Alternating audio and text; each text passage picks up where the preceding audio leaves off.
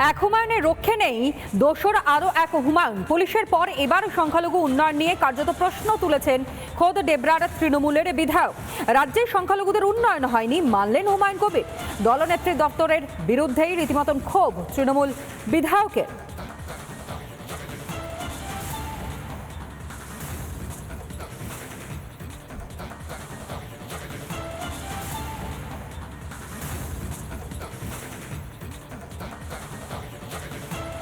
আজকে যে এত খুনোখুনি হয়, ভোটের সময় বা অন্যান্য সময় মারামারি হয়, খুনোখুনি হয়, তারপরে যারা খুন করছে তারাও মুসলিম বেশিরভাগটাই, এবং যারা খুন হচ্ছে তারাও মুসলিম। পঞ্চায়েত ভোটে বলেছিলাম প্রায় 52-53 জন মার্ডার হয়েছিল। সে সময় আমি বলেছিলাম যে মুসলিমরা কেন মার্ডার হচ্ছে, তারা তো দাঁড়াচ্ছে না ভোটে বা কিছু করছে না, কিন্তু তারাও মার্ডার হয়ে যাচ্ছে। তাদের অজ্ঞতা এবং তারা নেমে পড়া, হুট করে লাফ মেরে নেমে পড়া আর কি, একটু উস্কানি পেলো না, আমি নেমে পড়লো, বুঝলো না ভালো মন্দ এটা ওটা বুঝলো না। তো এটার ক্ষেত্রে একমাত্র পরিবর্তন আনা সম্ভব অর্থনৈতিক একটা ব্যাপার আছে, তার সঙ্গে পড়াশোনার ব্যাপারটা আছে। সামান্য কিছু ছোট ছোট ক্ষুদ্র স্বার্থ নিয়ে তারা লেগে পড়ে। অন্য ধর্মের মানুষ যতটা এগিয়ে আছে, মুসলিমরা অতটা এগোতে পারছে না। রাজ্যের মানুষের সুবিধার কথা মাথায় রেখেই মূলত বক্তব্য এর আগে রাখতে শোনা গিয়েছিল ভরতপুরের তৃণমূল কংগ্রেসের বিধায়ককে, যে পুলিশ মন্ত্রকের দায়িত্ব যদি অভিষেক বন্দ্যোপাধ্যায়কে দেওয়া হয় তাহলে হয়তো রাজ্যের মানুষ কিছুটা হলেও স্বস্তি পাবেন। আর এবার সংখ্যালঘু উন্নয়ন নিয়ে প্রশ্ন তুললেন খোদ ডেবরা তৃণমূলের বিধায়ক, যার বক্তব্য আপনাদের সামনে আমরা রাখলাম। কিন্তু এই নিয়ে রাজনৈতিক মহলের কি প্রতিক্রিয়া, তাও আপনাদের সামনে রাখি, শুনুন। মরছে মুসলিম আর মরছে হিন্দুরাও। মুসলিমদের ভুল বোঝানো হচ্ছে। এই যে তুষ্টিকরণের রাজনীতি, কারণ ডেভেলপমেন্টের তো কিছু নেই। আর যদি মুখ্যমন্ত্রী ভালো ভালো কাজ করতেন তাহলে তাকে এই রাজনীতিটা করার দরকার হতো না, কিন্তু ওনার তো কোনো কাজ নেই, তাই ওনাকে এই ধরনের রাজনীতি করতে হচ্ছে। মুসলিম তোসরের নামে যে পশ্চিমবাংলার মুসলমানরা শোষিত হচ্ছে, এটা আমি দীর্ঘদিন ধরে বলে আসছি। পশ্চিমবাংলার মুসলমানরা শিক্ষা, কর্মসংস্থান, স্বাস্থ্য থেকে সমস্ত বিষয়ে তারা পিছিয়ে আছে। এদেরকে সুকৌশলে এদের দুর্বলতাটাকে কাজে লাগিয়ে স্বল্প অর্থের বিনিময়ে কেউ বোম, গুলি, পিস্তল হাতে তুলে দিচ্ছে বা এদের দ্বারা সমাজ বিরোধী কাজ করিয়ে দিচ্ছে।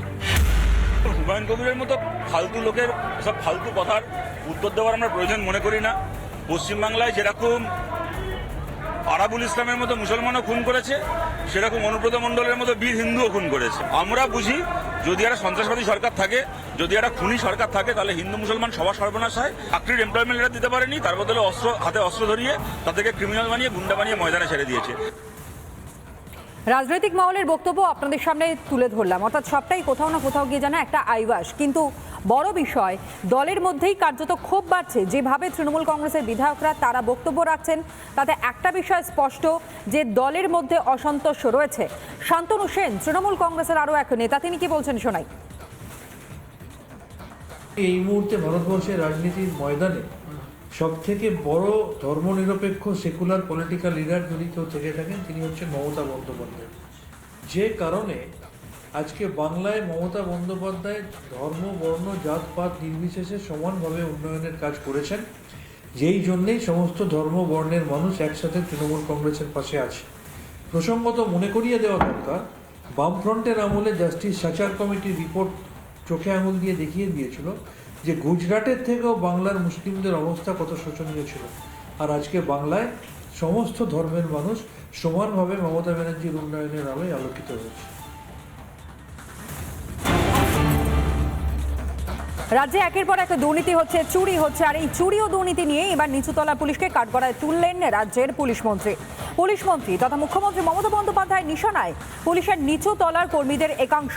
বালি চুরি হয়ে যাচ্ছে, কয়লা চুরি হয়ে যাচ্ছে, এই অভিযোগগুলো যখন সামনে আসছে, তখন এই বালি চুরি, কয়লা চুরিতে পুলিশের একাংশ জড়িত রয়েছে বলেই মন্তব্য করতে শোনা গেল মুখ্যমন্ত্রী মমতা বন্দ্যোপাধ্যায়কে তথা পুলিশমন্ত্রী মমতা বন্দ্যোপাধ্যায়কে।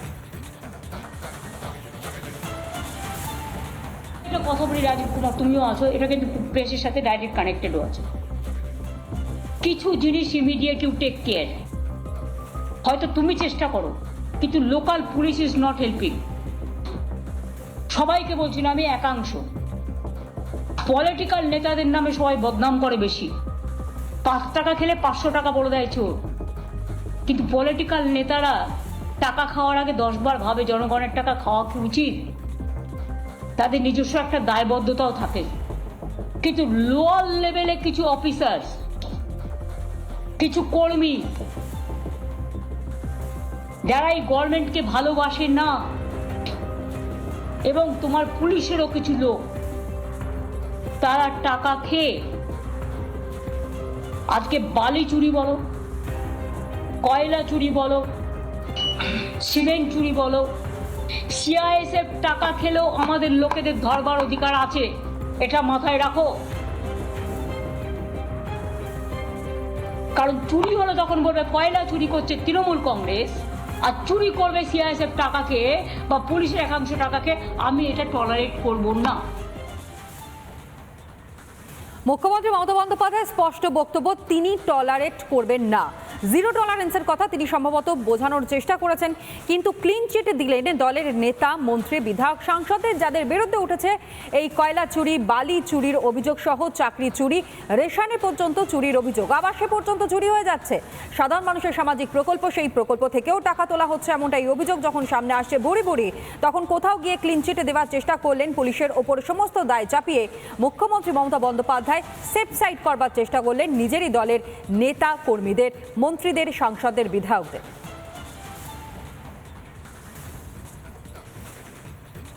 আর এই নিয়ে বিরোধী রাজনৈতিক নেতাদের কি বক্তব্য শুনুন।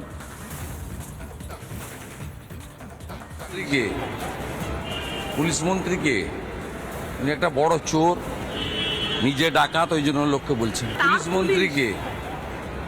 পুলিশ মন্ত্রীকে উনি একটা বড় চোর, নিজে ডাকাত, ওই জন্য লোককে বলছেন।